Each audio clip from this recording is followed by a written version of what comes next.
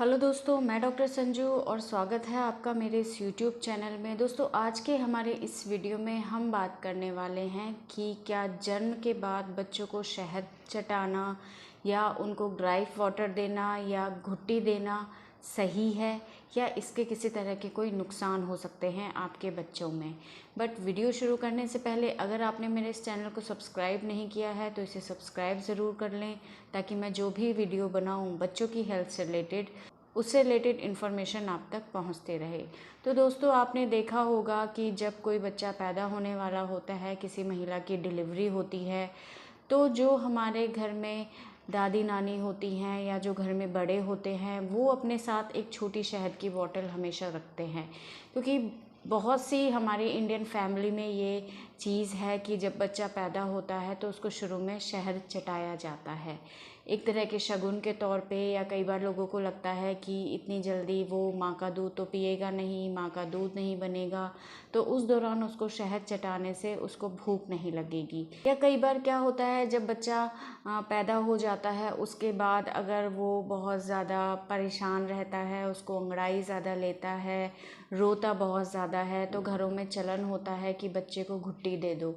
घुट्टी पिलाने से बच्चा आराम से सो जाता है। पेट में किसी तरह की अगर उसे कोई परेशानी है तो वो चीज़ें सही रहती हैं, बच्चे को बढ़ने में मदद मिलती है, बच्चा तंदुरुस्त होता है। ये सारी चीज़ें घुट्टी से लोगों को लगता है कि बच्चे में होती हैं। इसके अलावा बहुत से लोग ग्राइप वाटर को भी यूज़ करते हैं। बहुत से लोगों को देखा है कि वो बच्चे के पैदा होने के बाद रेगुलर बेसिस पे उनको घुट्टी या इस तरह के ग्राइप वाटर देते हैं, चाहे बच्चा बिल्कुल स्वस्थ है तो भी।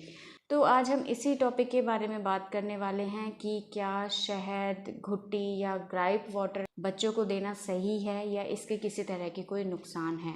तो सबसे पहले बात करते हैं शहद के बारे में। जैसे कि मैंने अभी बताया, जैसे ही बच्चा पैदा होता है तो बच्चे को शहद चटाया जाता है, लेकिन मैं आपको एक चीज़ बता दूँ, शहद के अंदर एक बोट्युलिनम नाम का एक बैक्टीरिया पाया जाता है जो बच्चों के अंदर बोट्युलिज्म नाम की एक बीमारी को कर सकता है। ये छोटे छोटे स्पोर्स होते हैं इस बैक्टीरिया के, जो शहद के अंदर पाए जा सकते हैं।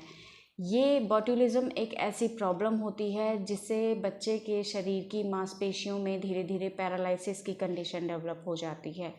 इस तरह की प्रॉब्लम बहुत रेयर होती है, लेकिन अगर ये कंडीशन बच्चे में डेवलप हो जाती है तो इसका इलाज करना बहुत ज़्यादा मुश्किल हो जाता है। दूसरा, शहद के अंदर शुगर की मात्रा बहुत ज़्यादा होती है, और जो भी एक्स्ट्रा शुगर है वो अगर बच्चे के शरीर में जाएगी तो ये बच्चे के शरीर को नुकसान पहुंचा सकती है, और हमें नहीं पता कि किसी भी नई चीज़ के लिए बच्चे की बॉडी कैसे रिएक्ट करेगी। तो ऐसे में इन सब चीज़ों को देखते हुए शुरुआत में इस तरह की कोई चीज़ हमें बच्चे को नहीं देनी चाहिए। और सबसे ज़्यादा बड़ा नुकसान इस शहद का यही होता है कि इससे ये बोट्युलिज्म नाम की जो प्रॉब्लम है, जो डिज़ीज़ है, वो होने का खतरा बच्चों में ज़्यादा रहता है। इसलिए शहद को बिल्कुल अवॉइड करें। दूसरी चीज़ आती है घुट्टी। बहुत से घरों में ये चलन होता है कि वो लोग शुरू से बच्चे के पैदा होने के बाद उसको थोड़ा सा घुट्टी पिलाते हैं।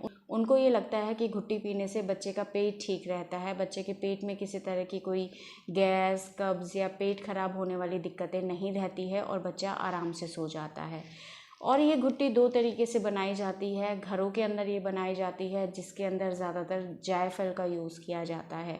तो मैं आपको बता दूं कि जायफल जो होता है एक सेडेटिव का काम करता है, यानी कि कई बार बड़े लोगों को अगर नींद नहीं आती है तो वो हल्का सा जायफल थोड़ा सा घिस के अगर दूध में मिला के पी लेते हैं तो उनको इससे नींद आ जाती है। तो अगर ये छोटा सा जायफल अगर आप अपने बच्चे को पिलाते हैं तो आप सोचिए कि आपके बच्चे पे इसका कितना गहरा असर होगा, उसके दिमाग पे इसका कितना गहरा असर होगा। थोड़ी सी भी जायफल की खुराक अगर बच्चे को दी जाती है तो बच्चा उसको लेने के बाद घंटों तक सोता रहता है। पेरेंट्स को, माता पिता को, घर वालों को ऐसा लगता है कि बच्चे को आराम आ गया है इसलिए बच्चा आराम से सो रहा है, लेकिन बच्चे को आराम नहीं आता है, बच्चे को नींद आ जाती है जिसकी वजह से वो गहरी नींद सो जाता है। तो देखिए, अगर आप इस जायफल को रेगुलर बेसिस पे अगर आप अपने बच्चे को देते हैं तो इसका कितना गहरा असर उसके दिमाग पे होगा। बच्चा हमेशा सोया रहेगा, बच्चा दिमागी रूप से कमज़ोर हो सकता है, बच्चे के दिमाग पे इसका असर पड़ सकता है अगर आप इसको रेगुलर बेसिस पे देते हैं। दूसरा, कई लोग जायफल के साथ साथ कुछ ड्राई फ्रूट्स भी घिस के देते हैं। तो देखिए, बच्चे का शरीर इन सारी चीज़ों के लिए अभी तैयार नहीं होता है और ये चीज़ें उसके डाइजेशन को ख़राब कर सकती हैं। इसलिए इस तरह की चीज़ें अपने नवजात बच्चे को बिल्कुल भी ना दें। इसके अलावा मार्केट में भी ये जन घुट्टी अवेलेबल होती है, जिसको आप मार्केट से, मेडिकल स्टोर से ख़रीद के अपने बच्चे को देते हैं। इसके अंदर भी बहुत सारे प्रिजर्वेटिव्स यूज़ किए जाते हैं, जिनका आपके बच्चे के शरीर पर कुछ भी नेगेटिव इफ़ेक्ट पड़ सकता है। इसके अंदर बहुत सारी जड़ी बूटियाँ होती हैं, जिनको यूज़ करके इस घुट्टी को बनाया जाता है। तो हमें नहीं पता किस दवाई का आपके बच्चे के ऊपर क्या इफ़ेक्ट पड़ता है, क्योंकि हर किसी का शरीर अलग होता है। और ऐसा नहीं है कि अगर ये घुट्टी आयुर्वेदिक है तो ये 100% सेफ़ है।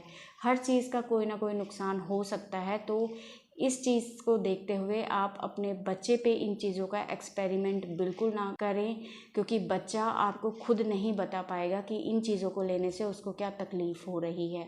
इसके अलावा इसके अंदर शुगर की मात्रा होती है, जो कि एडेड शुगर होता है, और ये एडेड शुगर भी अगर आप अपने बच्चे को रेगुलर बेसिस पे देते हैं तो इसके शरीर में बहुत सारे नुकसान हो सकते हैं। तीसरी चीज़ आती है ग्राइप वाटर। बहुत से लोग ग्राइप वाटर को शुरू कर देते हैं अपने बच्चों को देना, और 6 महीने साल भर तक इसको रेगुलर बेसिस पे दिन में 1 बार या 2 बार देते रहते हैं। तो देखिए, ग्राइप वाटर भी कोई ऐसी चीज़ नहीं है जिसको कि आप रेगुलर बेसिस पे दें। इसके अंदर भी अल्कोहल की मात्रा होती है, जो अगर आप अपने बच्चे को रेगुलर बेसिस पे देते हैं तो इससे उसको नुकसान हो सकता है। इसके अलावा इसके अंदर सोडियम बायोकार्बोनेट होता है। सोडियम बायोकार्बोनेट एक तरह का क्षार होता है, जो अगर आप रेगुलर बेसिस पे अपने बच्चे को देते हैं तो इससे आपके बच्चे के डाइजेस्टिव सिस्टम की जो म्यूकस मेम्ब्रेन होती है वो इसकी वजह से ख़राब हो सकती है, उसके ऊपर इसका बुरा इफ़ेक्ट पड़ सकता है। इसके अलावा ग्राइप वाटर में भी एडेड शुगर होता है, जो कि आपके बच्चे को बीमार कर सकता है। बहुत सारी चीज़ें इस एडेड शुगर की वजह से आपके बच्चे के शरीर में हो सकती हैं। तो ये तीनों ही चीज़ बिल्कुल अनसेफ होती है किसी भी नवजात शिशु के लिए। और WHO ने इस तरह की गाइडलाइन पहले से दी हुई है कि जब तक बच्चा आपका 6 महीने का नहीं हो जाए तब तक आप उसको सिर्फ मदर के दूध के अलावा कोई भी चीज़ ऊपर से ना दें। यहाँ तक कि 6 महीने तक अगर वो बच्चा माँ का दूध पी रहा है तो उसको पानी की भी ज़रूरत नहीं है। माँ के दूध में वो सारी चीज़ें हैं जो आप इन जन घुट्टी या ग्राइप वाटर में देखते हैं। माँ का दूध बच्चे के लिए सर्वोत्तम आहार होता है, ये इजीली डाइजेस्टिबल होता है। माँ के दूध से बच्चे को किसी तरह की कोई प्रॉब्लम नहीं होती है। माँ के दूध में कुछ ऐसी चीज़ें होती हैं जो बच्चे को कब्ज़ से बचाती है, गैस बनने से बचाती हैं, और ये माँ का दूध बच्चे के लिए बहुत आसानी से पचने वाला आहार होता है। इसके अलावा माँ के दूध में कुछ ऐसी चीज़ें होती हैं, कुछ इस तरह की एंटीबॉडीज़ होती हैं जो बच्चे की इम्यूनिटी को बढ़ाती है, ताकि वो किसी भी तरह के इन्फेक्शन से लड़ सके। माँ का दूध जो होता है वो एक स्टेराइल कंडीशन में माँ से निकलता है और सीधा बच्चे के पेट में जाता है। इसके अंदर इन्फेक्शन होने के चांसेस बिल्कुल नहीं होते हैं। इसलिए 6 महीने तक आपको अपने नवजात शिशु को किसी तरह की घुट्टी की ज़रूरत नहीं है, किसी भी तरह के ग्राइप वाटर को पिलाने की ज़रूरत नहीं है। और अगर आप इसे रेगुलर बेसिस पे पिला रहे हैं तो ऐसा मत कीजिए, क्योंकि ये कहीं ना कहीं आपके बच्चे के ऊपर बुरे इफ़ेक्ट डाल सकते हैं। अगर आपके बच्चे को किसी तरह की कोई प्रॉब्लम है, बच्चा रो रहा है, लग रहा है कि बच्चे के पेट में गैस है या पेट खराब लग रहा है, तो इन सब चीज़ों को देने से पहले आप एक बार अपने डॉक्टर से ज़रूर एडवाइस ले लें। और अगर वो कहते हैं कि आप इन चीज़ों को दे सकते हैं तो आप दीजिए, अदरवाइज़ वो जिस तरह की मेडिसिन देते हैं वही मेडिसिन आप अपने बच्चे को दें। खुद से किसी की बातों में आके इस तरह के एक्सपेरिमेंट आप अपने बच्चे के साथ ना करें, क्योंकि देखिए, हमारे घरों में ये चीज़ें बहुत शुरू से चली आ रही हैं।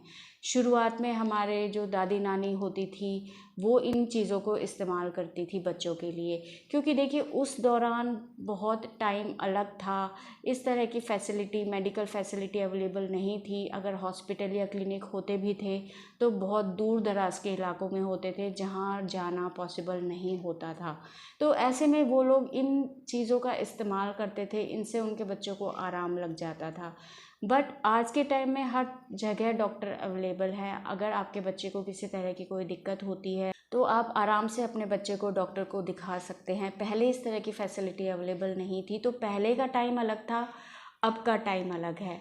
तो अगर आपके बच्चे को किसी तरह का लग रहा है कि कोई परेशानी हो रही है तो आप ऐसे में अपने डॉक्टर से इस बारे में कंसल्ट करें, खुद से इस तरह की चीज़ें ना दें। क्योंकि हो सकता है आपको लग रहा हो कि बच्चे के पेट में गैस है या बच्चे का पेट खराब है, बट हो सकता है उसको कोई दूसरी प्रॉब्लम हो। तो इस तरह की चीज़ों को आप कम से कम 6 महीने तक अपने बच्चे को बिल्कुल भी ना दें। 6 महीने के बाद अगर आपको लगता है कि इस तरह की कोई परेशानी है और आप इन चीज़ों को अगर कभी कभार इस्तेमाल करते हैं तो कोई प्रॉब्लम नहीं है, लेकिन अगर आप इनको रेगुलर बेसिस पे इस्तेमाल करने लगते हैं तो वो चीज़ गलत है। तो इस तरह की चीज़ें देने से आप हमेशा बचें और अपने बच्चे की हेल्थ को देखते हुए डॉक्टर की एडवाइस पर ही उसको किसी तरह की कोई मेडिसिन दें। तो दोस्तों ये था आज का हमारा वीडियो। अगर इस वीडियो से रिलेटेड कोई भी सवाल है आपके तो आप हमें कमेंट कर सकते हैं और हमारे आने वाली वीडियोज़ को देखने के लिए हमारे इस चैनल को सब्सक्राइब ज़रूर करें। Thank you.